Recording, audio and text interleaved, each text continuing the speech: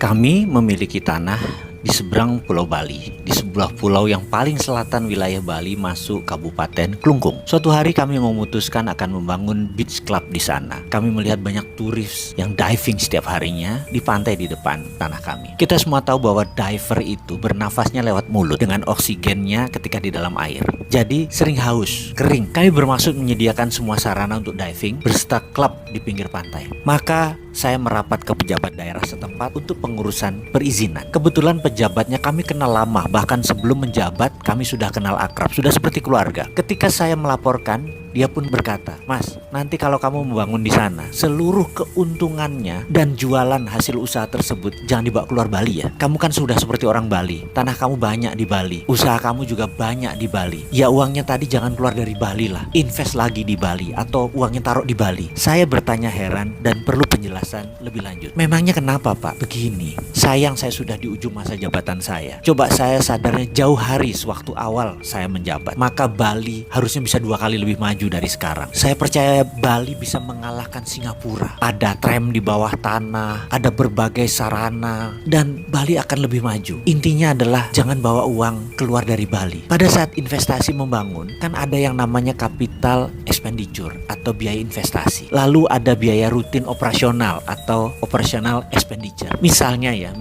kamu invest 100 miliar, lalu sales kamu katakanlah 30 miliar per tahun. OPEX-nya anggap kira-kira 10 miliar. Yang 20 miliar adalah keluar dari Bali karena untuk bayar investasi lagi, capex-nya kamu. Bayangkan, kalau uang itu 100% mengendap di Bali, saya rasa mereka akan membangun terus berbagai sarana, bukan melulu hotel, ada ratusan macam bisnis. Ada ratusan sarana seperti jalanan, rumah sakit, dan lain sebagainya akan tumbuh. Sayangnya di Bali ini investasinya 80% uangnya keluar dari Bali. Hanya 20%-an aja yang tinggal di Bali sebagai operation expenditure, yang capex keluar dari Bali. Padahal mereka itu orang Bali sendiri. Malah begitu untung malah taruh uangnya di Jakarta, diletakkan di negara lain. Itu yang saya sayangkan. Jadi kamu setelah membangun usaha di Bali, usaha tersebut jalan, usahakan uangnya diputar lagi di Bali. OPEX dan CAPEX-nya tadi diputar lagi atau simpan di Bali. Saya yakin ekonomi Bali akan tumbuh 3 kali lipat. Sarana dan semua kebutuhan di Bali menjadi tumbuh sangat cepat. Kalau kamu nggak janji ya uang Bali untuk Bali, maka izin ini akan saya pertanyakan berkali-kali sampai kamu sanggup membantu Bali. Saya tanpa berpikir panjang menjawab, "Pasti Pak, saya di Bali itu udah 40 tahun bolak-balik, sudah jadi rumah kedua saya. Rumah saya di sini pun banyak dan saya tinggal di sini kok. Pasti saya putar di Bali." Kemudian dia menjawab, "Ini hanya komitmen loh ya, hanya oral. Jadi hanya komitmen di dalam hati. Secara moral dan semangat membangun Bali, itu tok kok yang saya tuntut." "Gak apa-apa Pak, saya setuju," saya bilang begitu. Lalu saya tanya, "Kalau yang direct investment asing yang masuk Indonesia itu